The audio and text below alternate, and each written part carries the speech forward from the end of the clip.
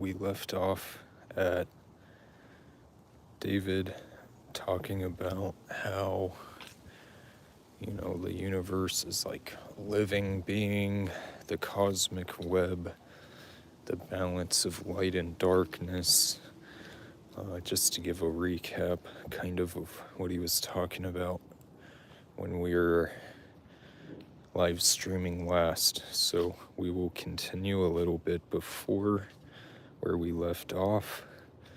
If you're into this stuff, we're live streaming almost every day, so be sure to subscribe. More about that every day in science. And this, to me, to see them do that, to see it correlate to old simple sketches, now they are much more elaborate.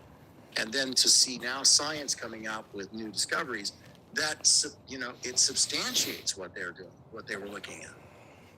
Not 100%, never will. It's not expected to, but the sketches match very closely what the artist's concept was that was made it into Scientific American with the study. So there's that. there were other open search outward targets that brought you to alien life forms. So was the thing that'll bend your mind around it is, okay, so are you saying that that particular alien life form sat there at the control panel of that vehicle, which is a large ball that couldn't move in and out of for it controlling, and it was this giant, being that was standing there, much larger than humans. And this is long before any of the, I don't know, like something, I don't, like anything like, what was that movie where the last, Prometheus. Well, it's the extension of it, but it was Prometheus. Yeah. I mean, this was decades before Prometheus was even, ever created or thought about. And they were describing beings like that or similar to it with facial hair and that stuff. And it has, every time I've used that target over 25,000 students, those who got to that level, same stuff. Now, again, I was trying to say, don't misunderstand what's happening here. This is a captured moment in time. This is an event arc in time captured from a waveform expression of itself. This is not the alien staying in this place, this life form standing in this place over decades for viewers to come and see. So it's an event arc of time that is now locked as a concept. It's something that came through the moment, like a moment for you. And now it goes off to be another potential. But could you access that? Could you go back and access that potential? Yeah, of course you could. Some people do it all day long and never let go of it for years, but you could deliberately go back and access that. But it's not part of your reality now, so you're supposed to let go of those things. It's just a potential in time again now. Somebody else may bump into it, or their moment. Or if you work hard enough at it, it could circle back around, I guess, and you could step into that, a near identical, potential that, that reflects that again. But doing it in the remote viewing sessions going back, you're just looking at that event arc of time. And do you want to see what an event arc of time looks like? Yeah. Quick question. Yeah. Did you ever see any alien civilizations that disturbed you? Well, they're all to a certain degree fascinating, and in being so fascinating and so foreign, they are disturbing, right? I didn't see anything that I was afraid of, but there were a lot of things that were clearly unusual and difficult to process and understand, what they were and where they came from. That's for damn sure. But you understood also, you understand things like, they weren't taught in the unit, but I teach them as students, which is, you have to understand that nothing out there is more powerful than you. Like, nothing out there is more powerful than you. And so if nothing out there is more powerful than you, then you don't ever have to be afraid of what you might run into. You need to understand that nothing can overpower you essentially unless you let it. It's a decision that you make. It's a choice you make to either, be compromised in that way or not. And that's a difficult thing for a lot of people to comprehend, but it is a true statement, as true as I can make it.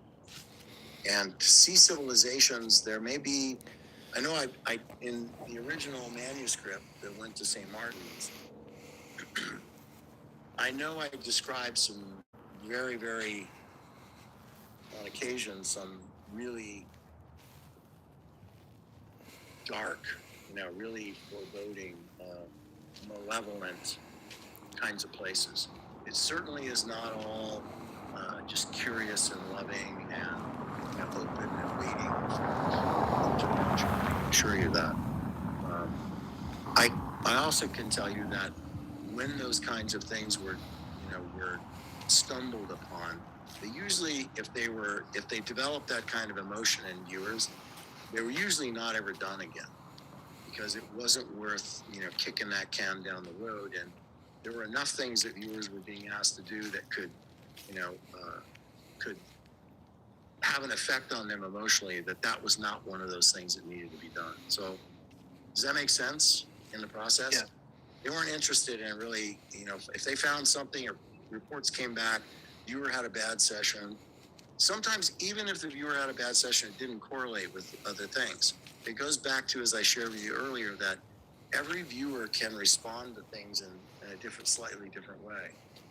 We never know what the internal emotional filters are of viewers, and male viewers might respond one way, female viewers another way. Female viewers who are very religious or sensitive in some way, or have had some horrible experience that has scarred them in some way, detecting and decoding the waveform expressions of that thing in the blind, and then suddenly, a sense of it. I'll give you an example. In the last CRV class we taught, which was just 2 weeks ago, one of the last targets was in a particular place, and in that particular place, there was a male Hispanic life form that was there, had a beard, big long goatee, and he was working. He was doing what he had to do there. That's what he was doing. It wasn't some drug lab or something. Don't worry about that. But one of this went done it once and then came back again. Started crying as she was described or something. Don't worry about that. But one of this viewer who had done it once and then came back again. Started crying as she was describing, what her experience was there, that this male form, she perceived it as a remote viewing, this male form came to her when I said, well, what did it look like? And she said, it was nondescript. It was just, I could sense this entity coming at me, and I sensed that it was male, and it just came and, it went on its way. Now, if you look at this guy that's in the video and you look at her ex-husband, who's a very famous guy, it's like twin brothers. So either the dimension, the texture of this guy, the look of it, even though the mind is not describing it as in that way, because she was seeing it as this shadow entity coming her way.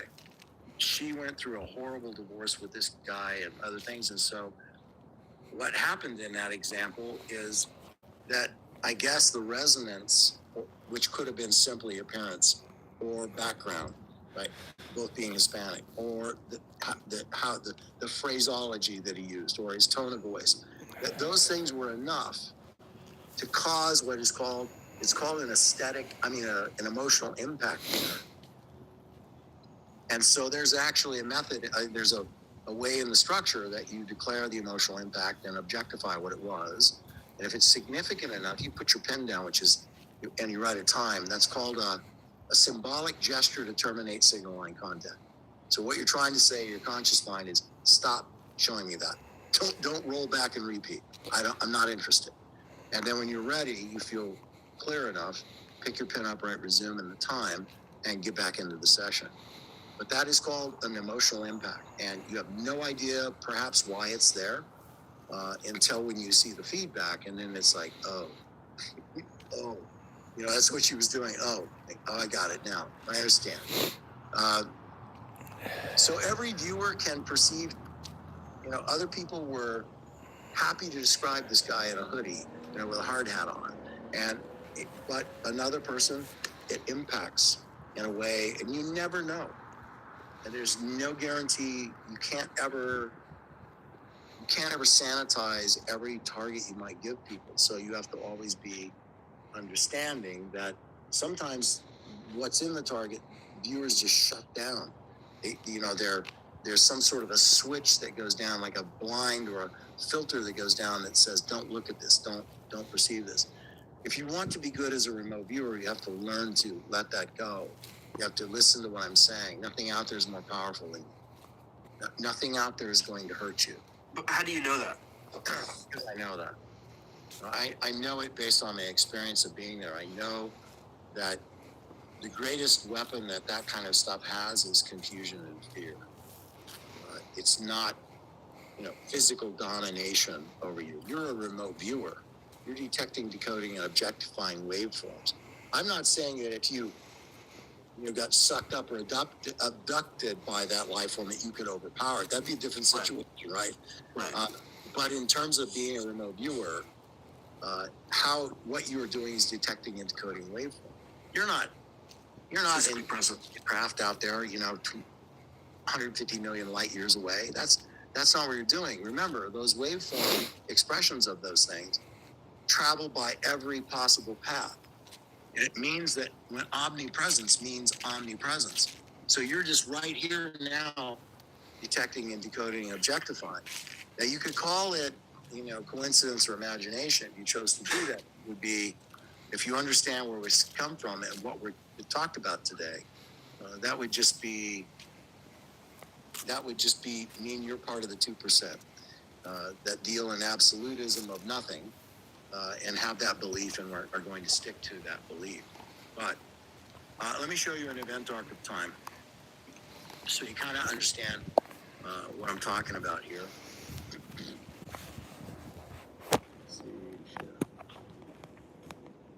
Let me see if I can get this. There you go. So you can see this right here? Yep. Okay. It starts with this kind of a concept here. Back to the moment. Going back to the moment in the equation reflecting the moment. What it's saying is that in this moment, that there are things going on every axis here that constitute a single event in time.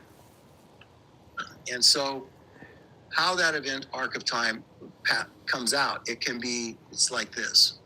And it also, I'll go back to this one, but I want you to see this. So it is saying that each potential that comes through here, each potential, that each one of those has within itself another event arc of time. They are separate points of time, but they have an arc. And what that's defined as, okay, look, here, this event arc of time is reflecting the RMS Titanic. And it is the concept of the target in this example is the moment ice strikes metal. That's the concept of the target. Hold on, I'm gonna turn up the quality on this real quick so we can actually read it.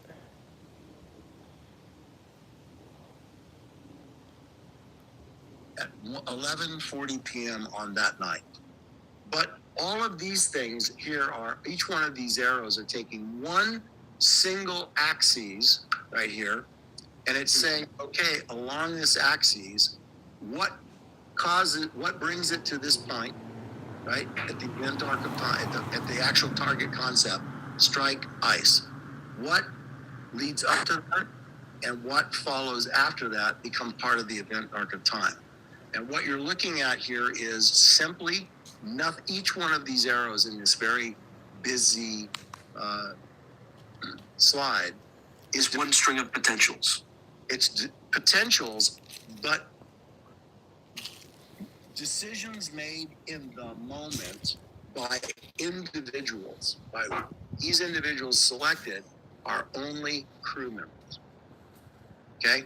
So the depiction here is how does the one moment, one person's moment, their reality, how they're dealing in their reality, how does it resonate and cause others to resonate with like decisions in the moment, right? That's the point here.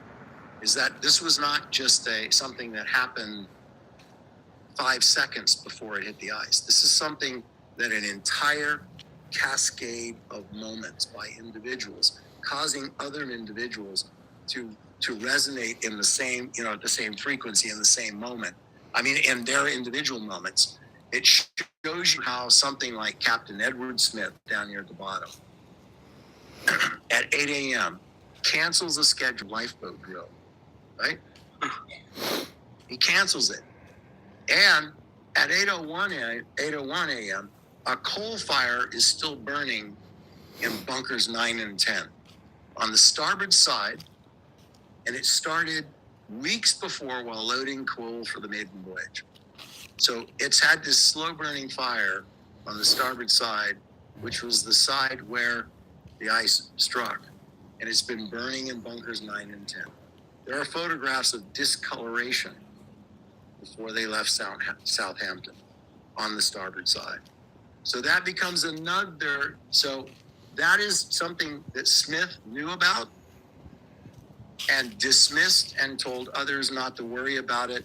And so that sets into motion, right? Because of how he's resonating, his decision to stop the lifeboat drill, cancel that, don't worry about the coal fire, we'll figure that out at sea. We have a schedule to keep. That, how he's resonating in that moment, causes, the next person. Okay, iceberg warning is received on the radio at 5:30 p.m. Okay, the next thing, at 5:50, Smith alters course, but he increases speed. Right? It just keeps on going down here. You can follow all of these back, where you get this another 9:40 p.m. This other ship sends another iceberg warning, and it comes into the radio room, and it doesn't go to Smith, or Smith dismisses it, or one of the other captains don't submit it. Here's one at 9:45. Jack Phillips, the radio operator, who actually died, doesn't pass this warning to Captain Smith. Why was that? You keep going down here, each of these individual moments, all of this in this giant arc of time here, and we're only talking about 9 different people here. 9 different people and what they do in their decision processes in the moment, and how one affects the other, right? Like right up here, right before it really gets bad, 10:55, only an hour after the radio operator does not pass a warning to Captain Smith, the Californian radios them and says, there's a lot of ice and we are stopped and surrounded by ice. That message does not go to Smith. In fact, 1 minute later, as the message comes across, Phillips, same guy down there, radios, shut up, I'm working the Cape race, which is a big race back in the UK. Why was he doing that? You think that this little guy came up with that on his own? No. Some officer who was being affected by the leader, how he was resonating, captain, a first officer or a second officer or a third officer came in and said, get the damn race report so we can send that to people. That caused a fatal flaw in the system, where this young man tells the people warning him that they're surrounded in ice and they're stopped, and maybe you should stop as well, disregards that because he's been told to get the Cape race results. And it just keeps on going. You start to see these things over and over again until it gets right to the point where ice is, California turns off the radio, Smith, then it comes into here. You got the lookout, Reese, sees an iceberg, but even more importantly is back up here somewhere. At 10:07, the lookouts report, but the binos, they're supposed to have them in place so they don't go up with binoculars, right? See what's being depicted here. Now, in that event arc of time, you could grab any passenger and there'd be another event arc of time. What they heard, what they didn't hear, who they were talking to, who they were fighting with, etc. You follow what's going on here? It means that the waveform expressions of these kinds of targets, even though the principal element of the Gestalt is the very moment that Titanic struck the ice, there are events that lead up to that, and the event arc of time and the concept of the target stops the moment the fantail of the Titanic drops beneath the waves of the North Atlantic. That's when the event arc of time stops in that concept. So you can see how, there's a lot of stuff going on there, and if you were to add the complexity in the axes of every time a decision is made on that event arc of time, there are lateral decisions that are made. It affects laterally what goes on. There are decisions that are made that affect vertically and down, and why each one of those axes reflects different people affected by people in leadership, people responding to leadership, people following leadership, people, right? You understand where it goes? It's a complex gestalt, and it always is. So a remote viewer who's looking for just this event arc of time, that meaning the target concept, the RMS Titanic strikes ice, can drop down, can start perceiving stuff right in that moment, but they will also very often start to perceive things back, along this event arc of time. It's fair to go back minutes, hours, not days, but minutes and hours, and forward and backward in this thing, and down below and up above to all the other things that are affected. I guess what I'm trying to show here is just that how each person resonates in the moment has a direct effect on those around them, and how they present, how they are existing in the moment affects people close to them, people who work with them, people who work for them, people who rely upon their, in this case, passengers, et cetera, et cetera, et cetera. And it just cascades to where it takes the life of 1,500 people. Interesting concept, yes? Yeah. It's like, it's kind of like has stochastic properties, right? Where one event, has some probability of outcomes, and it's amplified, if the outcome turns out to be the most dangerous outcome is probably not the right word, but the most catastrophic, I guess. Yeah. It's like the old risk assessment matrices, right? You used to do those, right? Where it had I don't know, I forget what they call it, but it was like probability, and then amplitude's not the right word, but it's kind of risk on one axis, probability that would happen, and then impact, basically. So you wanted to make sure you avoided the highly negative impacted events that are higher probability. Exactly. I'm gonna. Do you want to go along this line, or would you like me to segue into something else? Another. So there's one question I had about the off-world historical targets. Did you ever get the sense that whenever you were viewing entities, that they were aware that you were viewing them? It was one of the most common perceptions that viewers have, is that they would be aware, but indifferent. And it was, viewers would get a scattering of emotions around something like that, but the most prevalent description of it was,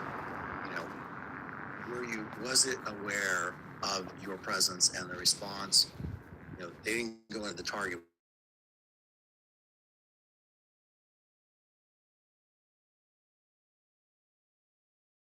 life form aware of you, and because I know typically what the answer is going to be, and the answer would be yes, period, indifferent. And that's what would happen, because you're looking at something, right, from a historical perspective. So you're basically it's an odd thing because you're in that event arc of time observing aspects of that, but there is no interaction with it. There is only observance, right? You're observing, it's observing. How it's observing, I don't know. I can only say that perhaps it's maybe in a moment of daydreaming, or maybe in a moment of waking from sleep, where we suddenly, I don't know, maybe that's like a deja vu, or maybe it's like, somewhere where you have a premonition of something, or you feel like something's looking at you, or, you know what I mean? There are all kinds of descriptors that can fit that. We don't know where in time, which by the way is an illusion. It's from a quantum mechanical perspective, it doesn't exist. It's not a cosmological law. So it destroys equations when you try to put those in, particularly like Stephen Hawking in his efforts to try to reverse engineer the universe. And I think probably many years, in the remaining years of his life, he spent working with his associates to try to develop the equation to bring the universe back from its theoretical distance by calculating the measurement and speed with which galaxies are separating, right? And or other planetary bodies, to try to reverse engineer the universe back to a point of singularity. That was a big undertaking, right? Mhm. Worked for years on that. And his assistants were constantly, at least for 2 years, as I understand it, trying to get him to remove time from the equation, which he refused to do because he was just certain that time had to play a factor in this. If it, for measuring. All right, guys, we'll finish this up next time and then start back on maybe interacting with aliens in person, or go back to that subreddit where we found this video. But thanks for watching, and we will see you again next time. Be sure to subscribe. Thank you.